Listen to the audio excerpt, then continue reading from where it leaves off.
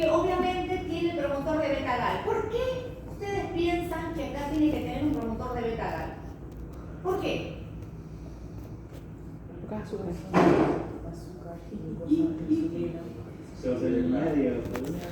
¿Por qué?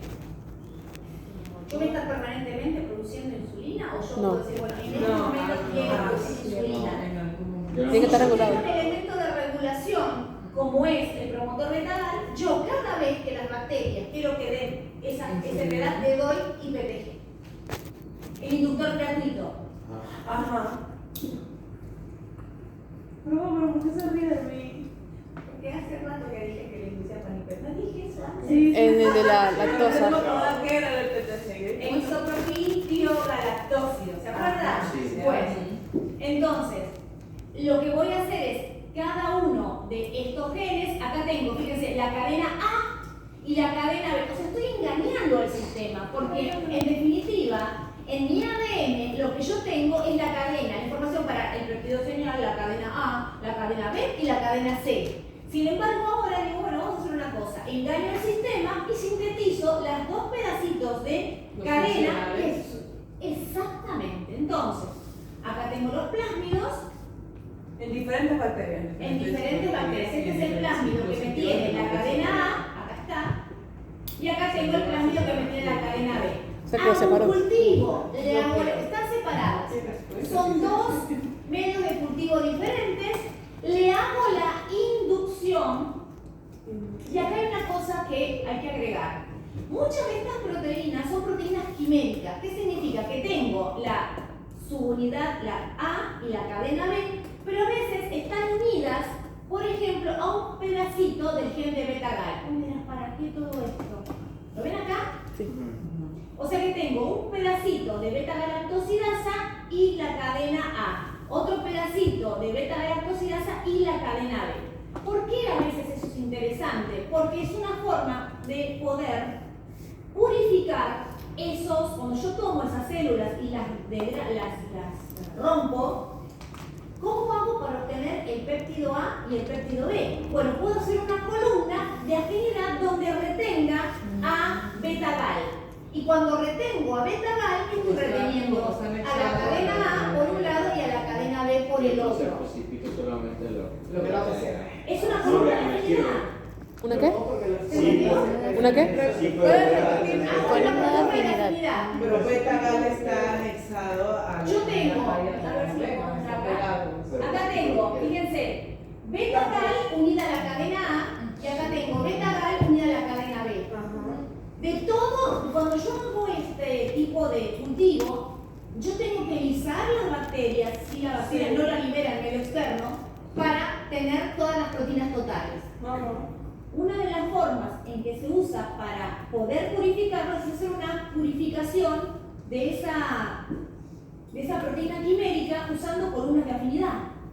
¿Estamos claros? Pongo las proteínas totales y retengo las proteínas beta-gal. Beta-gal siempre está unida a la cadena A o beta-gal va a estar unida a la cadena B.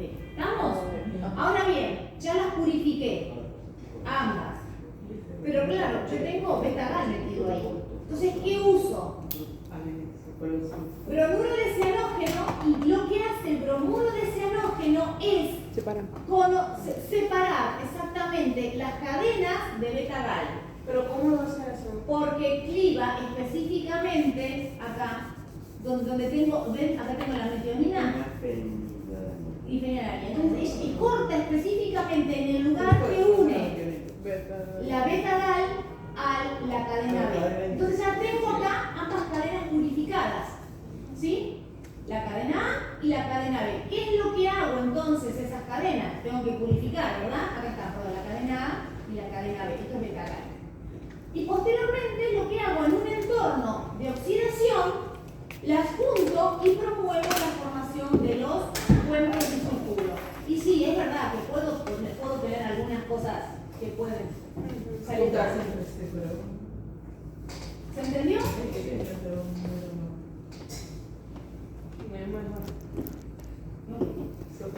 Muy interesante, ¿no? Esta es una forma. Hay otras formas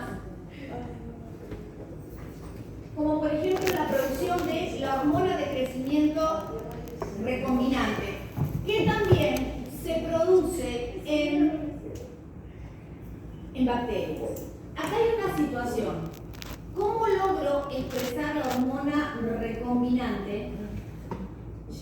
Tengo que darle un tipo de señal específica para que el sistema PROCA me la genere y me la libere de una forma tal que yo pueda purificarla de manera eficiente. Entonces, hay una situación.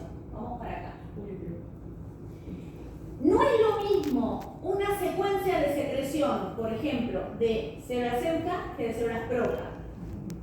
Esto es importante que uno, antes de hacer un protocolo, tenga idea de las características del gen, cómo se expresa el gen, qué cosas me pueden causar un problema a la hora de expresar el gen. ¿Estamos claros?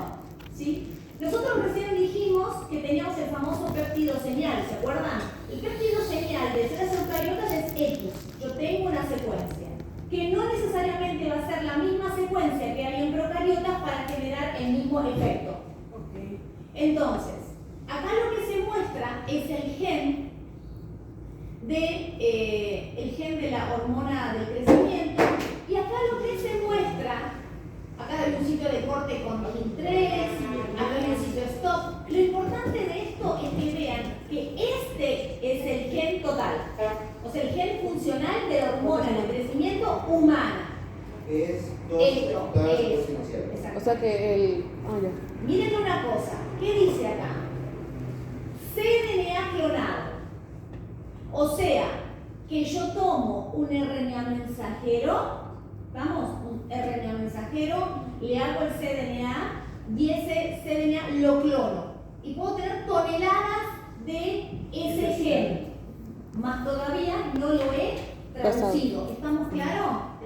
Yo puedo clonar ese segmento, lo pongo en un entorno bacteriano y tengo toneladas del gen. Ahora, digo, bueno, ya tengo mucho de este gen.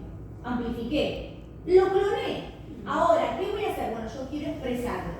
El punto es que tiene en su extremo amino terminal una secuencia señal que es propia de mamífero, y las células PROCA no me lo van a reconocer. ¿Se entendió? Sí. Entonces, cuando eso pasa, dicen, bueno, vamos a hacer una estrategia. Y acá, la ingeniería genética es pura estrategia. Dicen, vamos a hacer una cosa. Vamos a aportar con una enzima de restricción los primeros 24 nucleótidos que codifican para los nucleótidos que codifican para los primeros 24 aminoácidos. ¿Lo ven? Acá está. ¿Y cómo lo cortan? Bueno, usan EcoR1. Arbitrariamente es EcoR1. Y vos decís, bueno, le saqué un pedazo, le saco los primeros 24 aminoácidos a mi proteína. ¿Qué hago? Bueno, hago un oligonucleótido sintético que, ¿qué hace? Me elimina esa secuencia señal de mamíferos y pongo una adecuada para procariota. Es la que está ahí de. Que es este famoso oligo, Ustedes pueden sintetizar lo que quieran. ¿Sí? Entonces, es el verde nuevo, ¿no? es un verde nuevo. Que tiene, fíjense, yo puedo en ese entorno, recuerden que yo originalmente lo corté con el EcoR1. Cuando yo sintetizo mi oligo, lo que tengo que tener en cuenta, que tengo que tener un extremo EcoR1 para que se vuelva a ligar. ¿Entienden todo esto? Que es una presursura. Y del otro lado, del otro extremo, yo puedo generar una secuencia que sea reconocida para GIN3. ¿O no? Sí, lo puedo hacer. Pero para las enzimas de restricción también pegan. ¿Cómo? No entendí por qué. A ver, cuando yo tengo un oligo, Ajá. ¿cómo hago para tener un oligo? Pero tengo que darle la información. ¿Cómo tengo un oligo? Con la secuencia. Vos tenés la secuencia, vos esa información se la das a una máquina y la máquina de otro te dice, esta es la secuencia que vos me pedís. Entonces, vos podés crear un oligo. Sí. Digo, bueno, yo quiero un oligo que tenga la información para los primeros 24 aminoácidos y que tenga entonces, lo que voy a hacer ahora, digo, bueno, ya modifiqué genéticamente a mi gen de la hormona de crecimiento humana, ahora lo vamos a poner en un vector de expresión. ¿Qué hago? Bueno, acá tengo un sitio de corte con GIN3, ¿verdad? Sí. Y acá en el oligo que le puse tiene otro vector de GIN3. Entonces, ¿qué voy a hacer? Corto mi vector de expresión con GIN3 y ahí le pongo mi hermoso segmento de ADN de una hormona de crecimiento humana sometida a la acción de un promotor procariota. Profe, Se unen porque los dos extremos tienen HIN3, ¿cierto? Exactamente. ¿Vamos? Si yo los extremos hubiera usado, no sé, otra enzima que está por acá, o tengo que... Tendría que usar corner. Claro. No, si yo, por ejemplo, corto con HIN3, tubular unido también lo voy a tener que cortar con HIN3. O otra enzima de restricción que te da el mismo extremo cohesivo. ¿Estamos claros, no? Una cosa que es importante. Hay veces que vos tenés dos enzimas de restricción separadas que si bien reconocen secuencias con sexos diferentes, cuando accionan te dejan el mismo extremo cohesivo. ¿Estamos? Eso puede pasar. Y cuando eso pasa, bueno, las puedes usar también